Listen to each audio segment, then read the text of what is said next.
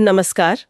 पश्चिमी एशिया में हालात एक बार फिर काफी नाजुक मोड़ पर है। हाँ बिल्कुल। इजराइल और ईरान के बीच जो तनाव बढ़ा है उसने पूरे क्षेत्र में एक तरह की बेचैनी पैदा कर दी है। और इसी माहौल में ईरान में जो भारतीय रह रहे हैं, खासकर हजारों की संख्या में छात्र, वो मुश्किल में फंस गए। जी, उनकी सुरक्षित वापसी के लिए भारत सरकार ने एक अभियान शुरू किया है, ऑपरेशन सिंधु।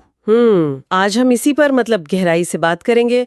हमारे पास जो जानकारी है और कुछ रिपोर्ट्स हैं, जैसे ऑपरेशन सिंधु, ईरान से भारतीयों की घर वापसी, उसी के आधार पर बिल्कुल, इस पर बात करना जरूरी है। तो मिशन का मकसद तो साफ है ना? ईरान के जो संघर्ष वाले इलाके हैं, वहां से करीब 4000 भारतीयों को सुरक्षित निकालना। जी, और इनमें लगभग आधे 2000 के करीब छात्र हैं। ये सिर्फ लोगों को वापस लाना नहीं है, ये तो जैसे मुश्किल वक्त में एक उम्मीद की किरण है। सही कहा। और ये समझना भी जरूरी है कि संकट शुरू कैसे हुआ। इजराइल ईरान तनाव जमीन पर कैसे असर डाल रहा था। हाँ। देखिए, जब मिसाइल हमलों और फौजी कार्रवाइयों की खबरें आती हैं तो ईरान के कुछ हिस्सों में आम लोगों के लिए और खासकर विदेशियों के लिए खतरा बढ़ जाता है। भारतीय छात्र जो अक्सर यूनिवर्सिटी कैंपस या किराए की जगहों पर रहते हैं, उनके लिए स्थिति यकीनन चिंताजनक थी। बिल्कुल, और शायद इसीलिए भारत सरकार ने तेजी दिखाई। 18 जून 2025 को विदेश मंत्रालय ने औपचारिक तौर पर ऑपरेशन सिंधु लॉन्च किया। जी, 18 जून को। ये नाम भी सिंधु, ये काफी सोचा समझा लगता है ना? हमारी सभ्यता, निरंतरता, सुरक्षा। हाँ बिल्कुल, जीवन की धारा का प्रतीक। ये मिशन के मकसद से सीधे जुड़ता है। अच्छा, तो ये जो निकासी प्रक्रिया है, इसका पहला चरण कैसे हुआ? पहला दौर उत्तरी ईरान पर केंद्रित था। वहाँ काफी छात्र थे। तो 17 जून को लगभग 110 भारतीय छात्रों को पहाड़ी रास्ता पार कराकर आर्मीनिया पहुंचाया गया। आर्मीनिया, वो क्यों? आर्मीनिया इसलिए क्योंकि वो पड़ोसी देश है और सबसे जरूरी बात, भारत के साथ उसके रिश्ते काफी स्थिर और मजबूत हैं। ऐसे ऑपरेशन में ये बहुत मायने रखता है। अच्छा, तो ये सिर्फ नजदीकी का मामला नहीं था, कूटनीतिक भरोसे का भी था। बिल्कुल, खासकर जब ईरान के दूसरे पड़ोसी हैं जैसे तुर्की, अजरबैजान या पाकिस्तान, जिनके साथ भारत के समीकरण थोड़े कह सकते हैं पेचीदा हैं। हाँ, बात तो सही है। ऐसे में आर्मेनिया जैसे भरोसेमंद साथी देश बहुत अहम हो जाते हैं।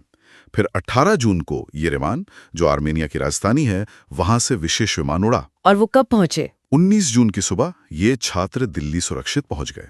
पहला जत्था आ गया। राहत की बात है। और क्या दूसरे रास्ते भी हैं? हाँ, योजना में और भी विकल्प हैं। तुर्कमेनिस्तान के रास्ते भी निकासी की तैयारी है, और अगर जरूरत पड़ी तो फारस की खाड़ी के रास्ते, मतलब समुद्री मार्ग भी इस्तेमाल हो सकता है। अच्छा, जैसे कुवैत या सऊदी अरब की मदद से? जी हाँ, बिल्कुल। ये दिखाता है कि बैकअप प्लान्स भी तैयार हैं। मल्टी प्रोंग अप्रोच है। और ये सब इतने बड़े पैमाने पर करना, इसके पीछे तो जबरदस्त तालमेल चाहिए होगा। निश्चित तौर पर। विदेश मंत्रालय, तेहरान में हमारा दूतावास, येरेवान में हमारा मिशन, फिर ईरान और आर्मेनिया की सरकारें, इन सब के बीच लगातार संपर्क और सहयोग बहुत जरूरी है। इसके लिए पूरा एक सिस्टम बनाया गया है। दिल्ली में 24x7 कंट्रोल रूम काम कर रहा है। हेल्पलाइन नंबर्स जारी किए गए हैं। एक ऑनलाइन पोर्टल है रजिस्ट्रेशन के लिए, ताकि जानकारी सब तक पहुंचे। हाँ, और मदद भी। ये विदेश मंत्रालय के उस मूल सिद्धांत को दिखाता है कि विदेशों में बसे भारतीयों की सुरक्षा हमारी सबसे बड़ी प्राथमिकता है। और ये सिर्फ कहने के लिए नहीं, जमीन पर दिख भी रहा है। बिल्कुल। तो क्या हम कह सकते हैं कि ऑपरेशन सिंधु सिर्फ एक और बचाव अभियान नहीं है, इसका कुछ और महत्व भी है? हाँ, मुझे लगता है इसे उस नजरिए से देखना थोड़ा अधूरा होगा। ये भारत के उस संकल्प को मजबूती देता है कि कोई भारतीय पीछे ना छूटे। जैसे हमने पहले भी देखा है, ऑपरेशन गंगा, ऑपरेशन कावेरी। बिल्कुल, ऑपरेशन गंगा यूक्रेन से, कावेरी सूडान से, अजय इजराइल गाजा से। हर ऑपरेशन की अपनी चुनौतियां थी। कहीं खुला युद्ध था, कहीं गृह युद्ध। तो सिंधु में क्या खास है? सिंधु की खासियत शायद मुश्किल कूटनीतिक माहौल में तेजी से सुरक्षित रास्ते बनाना और उन पर अमल करना है। ये भारत की प्लानिंग, लॉजिस्टिक्स और बदलते हालात में फौरन कार्रवाई करने की क्षमता दिखाता है। और मानवीय प्रतिबद्धता भी। हाँ, वो तो है ही। तो पहली उड़ान आ चुकी है, छात्र लौट आए हैं, लेकिन जैसा आपने कहा, मिशन अभी जारी है।